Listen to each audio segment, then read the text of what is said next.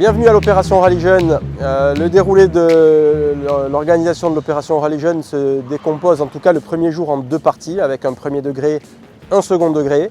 Le premier degré, vous êtes tous confrontés à un petit slalom chronométré avec un temps de référence établi le matin par moi-même, plus je dirais une proportion de 110% pour vous qualifier à l'issue de ce parcours.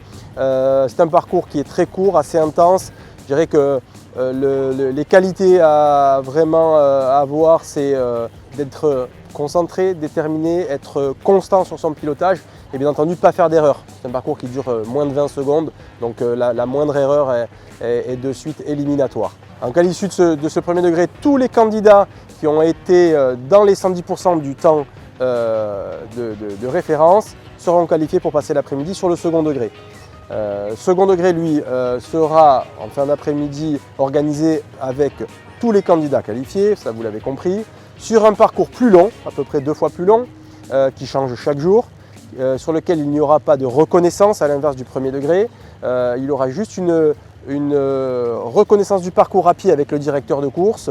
Je ferai une évolution pour vous montrer le parcours et ensuite à vous de partir immédiatement, savoir, je dirais, prendre les choses en main dès le premier virage. Point important pour une bonne évolution sur l'opération Rallye Jeune, c'est déjà d'être bien installé dans sa voiture, c'est d'être un peu plus près, peut-être un peu plus haut aussi que ce que vous faites dans une voiture habituellement sur la route de tous les jours.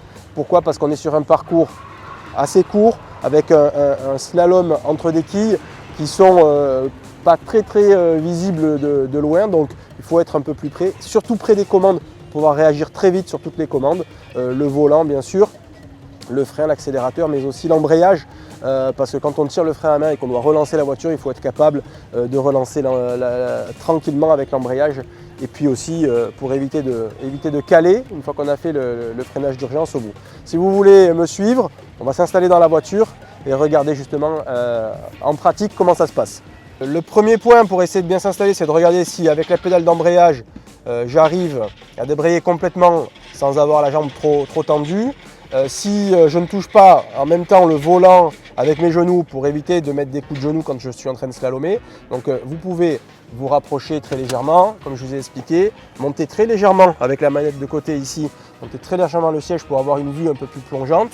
Bien entendu, une fois que la distance est réglée, on met la ceinture, sécurité. Au préalable, vous aurez votre charlotte et votre casque sur la tête pour les candidats. Et après, on peut régler aussi, avec la manette sous la colonne de direction, on peut régler la profondeur et la hauteur du volant. Alors sur les petites 208 avec le cockpit et le petit volant, je dirais que c'est assez facile pour évoluer, la direction est plutôt directe. Mais voilà, essayez de bien garder à l'esprit que si vous êtes près du volant, vous allez pouvoir tourner très vite à droite, à gauche, entre chaque quille sur le slalom, pour bien être réactif et précis. Prenez ensuite, je dirais, en compte la boîte de vitesse. Alors c'est rien, mais souvent on vous l'explique au dernier moment. Où est la marche arrière? Si au niveau du frein à main ça se passe pas très bien, alors généralement si on met la marche arrière, on est quasiment sûr de ne pas passer dans le temps de référence. Mais malgré tout, si on est assez rapide et si on est coincé, la marche arrière, si vous voyez ici, bien entendu on débraye, tire sur la gauche, on monte la petite collerette et on enfonce. Voilà, on prend en compte la boîte de vitesse, en plus du volant qu'on a déjà fait. Et bien entendu, sur l'opération Rallye Jeune, ce qu'on connaît bien, et ce qu'on voit très souvent sur les vidéos, c'est le frein à main. Et c'est ce qui caractérise un petit peu l'opération. Donc voilà, prenez bien en compte toutes ces commandes. Si vous êtes trop loin ou trop près, vous n'allez pas être hyper réactif. Voilà pour la position de conduite. Vous voyez, au niveau des bras, je suis à peu près mes mains qui dépassent. C'est-à-dire qu'au niveau de mes poignets, mon volant vient en contact. Le volant n'est pas trop haut au niveau de mes épaules. Voilà, là vous êtes bien installé, un bon champ de vision, prêt à attaquer. Alors voilà, on est au départ de la piste. Là vous allez voir justement comment démarrer le parcours du bon côté. C'est un slalom sur lequel il faut démarrer, donc départ arrêté, sous l'ordre du directeur de course. Dès que le chrono est prêt, il passe le feu au vert et vous allez voir là ici accélération, on part immédiatement sur la droite et ensuite il doit se profiler sur l'axe médian au niveau des quilles sans la toucher, contrairement à ce qu'on vient de voir là. Le frein à main là-bas au bout et on revient.